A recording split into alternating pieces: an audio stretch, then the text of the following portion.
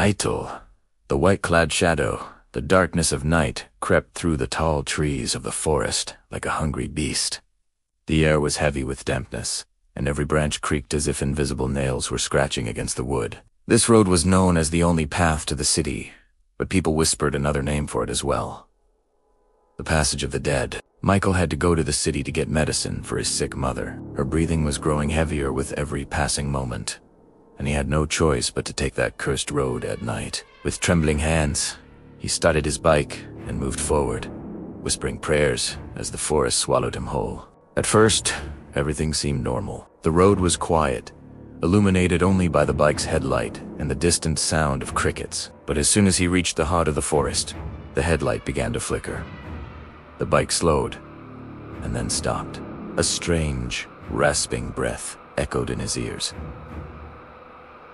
He turned around, and his breath caught in his chest. In the middle of the road stood a man, or perhaps calling it a man was a mistake, wrapped in white clothing, like a walking shroud. His face, if it could be called a face, looked as though a corpse had been torn apart and crudely stitched back together. His lips were thin, barely an inch wide, soaked in dark clotted blood. His eyes, two enormous, glowing red embers, burning straight into Michael's soul. From one side of his mouth, strips of decaying flesh hung loosely, swaying with the faint breeze. Michael's knees buckled. The world spun around him. He nearly fainted, but somehow forced himself to run, sprinting blindly into the forest, his breath shattered, prayers spilling from his lips. When he dared to look back, the figure was gone. After what felt like an eternity, Michael reached the city. He bore the medicine butt. Now fear gripped him even tighter. He had to go back. The road would not let him pass twice so easily. Desperate, he went to a well-known occult practitioner, a man famous for driving away spirits and evil entities. The man listened calmly and agreed to escort him home.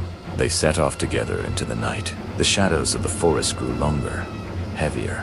As they approached the exact spot where Michael had seen the creature, his body went cold. "It was here," Michael whispered. "This is where I saw it." The man in white. The practitioner said nothing. Then Michael noticed the man's hands. His fingers were not human.